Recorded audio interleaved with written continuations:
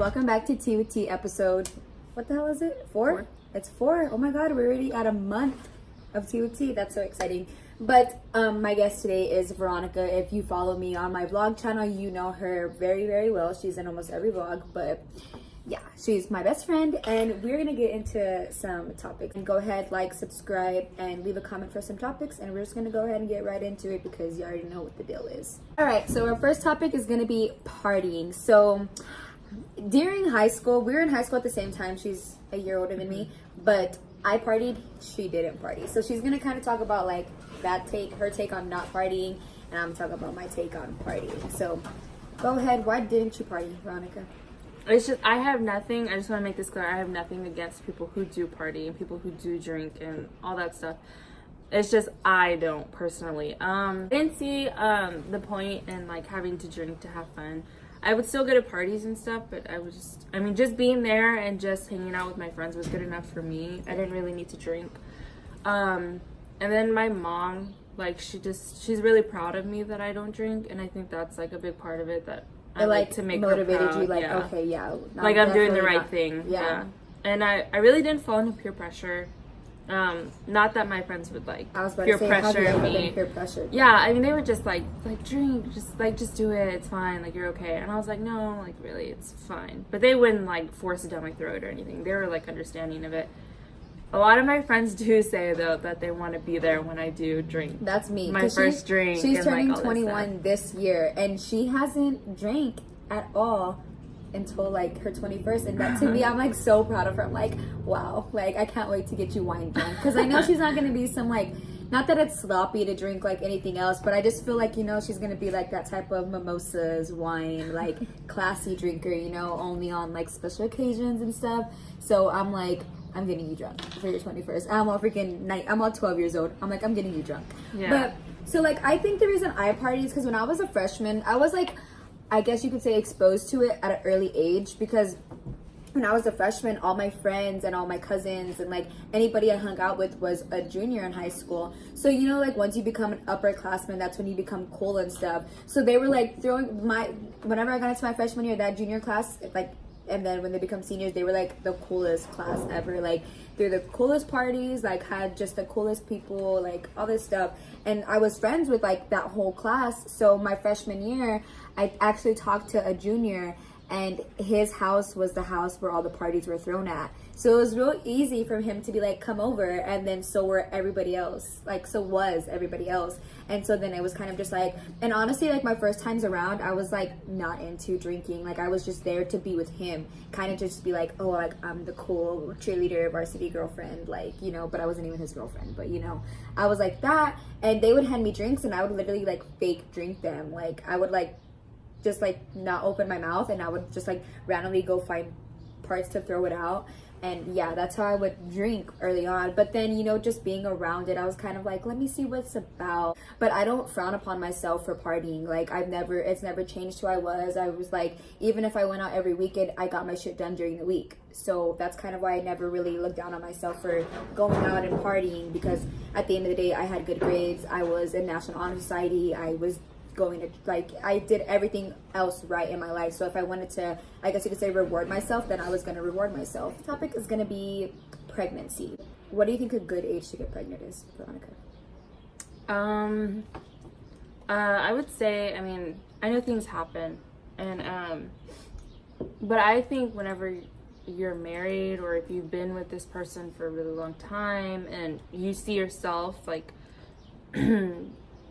like being with this person forever, I think as long as it's you're in a good foundation and a good place to raise a child. Yeah. That's when I think is okay. When you're financially stable, when you're emotionally stable, all of that. I think mentally stable is important when you're raising a child. Yeah. I mean, I wouldn't know, but I think it's all important. And things happen, and that's okay. And if you get your shit together once it's happened, yeah. and you're like, all right, well, even though we've only been together for 2 months, we're having a baby, so we better shape up quick. Yeah. And so if you get your shit together, then I honestly think there is no specific age to have a baby, because there could be 20-year-old pregnant now more ready for a kid than 30-year-olds. Like, You know, I think there's no specific age.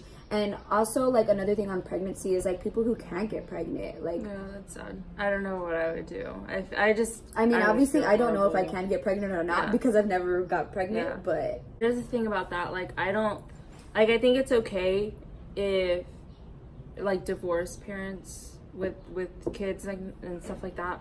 I think it's okay if you know, like, you and your partner aren't going to work out, because I have friends who have babies already and stuff. And as long as you have a good relationship with good co-parenting, I think that it doesn't matter if you're together or separate, as long as that baby's loved. Yeah, as long as there's no, like, arguing and bickering and, you know, being petty and putting your child in the middle of it. I think it doesn't really matter to that point, I think. When do you see yourself having a kid or being ready for a kid? Like, well, I want to finish school. I want to be done with school. See myself having a kid in the next 5 years. But, like me, honestly, I feel like, I don't know, like honestly, I can't even imagine myself pregnant. Like, I can't. I guess because I don't have someone to go half with me. Maybe, like, as soon as I fall in love, I'll be like, all right, tomorrow, you ready? Because it's the day. But I don't know. I guess I'd have to, like, say that when I have, like, even a significant other. No specific age. Just, like, I feel like the only thing you need to have, like, a quality or whatever before you have a baby is, like, maturity. Yeah. Because if you're mature, then you're going to know how to handle... If you're mature, then you're going to know how to get your financial shit together. You're going to know how to get your love life shit together. You're going to know how to just, like... You're already mature. You already know what the hell you're doing. So you should be good after that. Yeah. But I also feel like if you're mature and you get pregnant, then you're not that mature. Because if you were mature, you'd be on, like... Like, if you were mature and you knew you weren't ready for a baby, then you would be on birth control. Or you would be doing some type of method to not get pregnant. Like, you're on birth control. She has the Nexplanon. I'm on birth control, and it's for my periods, and that might be a little too TMI, but it, like, helps and it regulates everything. I've actually never been on birth control. I went for, like, a consultation. I don't know why. I literally had to pay $60 to go to the doctor for him to say, yeah, we can do it. And then they were supposed to call me back, like, 2 weeks later with my thing ready or whatever, and till this day I'm waiting. But I mean, if you get pregnant on birth control, then that's God's plan. Yeah. Like, you know what I mean? Like, he was ready for you to be a mom. But I've heard stories of, like, people being on birth control for so long that it, like, fucks up their chances getting pregnant. I've been kind of scared of that. And, like, I've had it for a long time. I mean, obviously I won't know if I'm able to have kids until I try to have kids. But I mean, I don't know. See, it's just I've heard stories about that too. I've seen videos and stuff, like, of girls trying to get pregnant but they can't because their periods never come back and they never regulate. And all this stuff, and it's scary. Someone who's had this in their arm, I was watching this video of this girl who had this in her arm, and I guess she just didn't get them at all, and then she got off of the birth control because she was ready to have a baby, and her periods never came back. I think it took her like a year or two to come back. And that's crazy, because some people might think, like, just so y'all know, like, if you've never heard this before, like, if you get off birth control, that doesn't mean... If you get off birth control specifically to start trying to have a baby, it might not happen right away. And I feel like the best time to get pregnant is when you're not expecting to get pregnant. Like, that's probably the best time. So kind of always be on your toes and ready for that shit. But I think that we hit a lot of different, like, angles of pregnancy, because it was a very vague, like, pregnancy topic. It wasn't like teen pregnancy, anything like that. So that was pretty good discussion on pregnancy. We're gonna go on to grind my gears, and we're gonna be doing this topic together. All right, so now we're gonna be talking about what really grinds our gears, and it's gonna be basically people who take advantage of people. So I guess I'll start this one off. There's multiple different ways you can take advantage of people. And I like, because we already know what we were going to talk about, so, like, we're both hitting different type of, like, topics. But, like, me, I guess, like, I feel like I'm taking advantage a lot. And I mean, I honestly, if I take advantage of you, sorry. Like, I don't realize it. It's literally so innocent if I do. But I feel like I do, like, a lot for people, and they try to just, like, secretly let it go unseen. But the one thing I'll always, like, I'll, like, mark my words to is I will never throw something that I've done for someone in their face. Never will I ever. Never will I. Veronica say I always buy her lunch because she never has money, let's say that. And one day she like complains about having to buy me something, I'm not gonna be like, well, really, bitch, because I always buy your food. Like, I would never do that, because at that moment I did it out of the kindness of my heart, and that's it. Like, I'm not gonna go back to it because I chose to do that.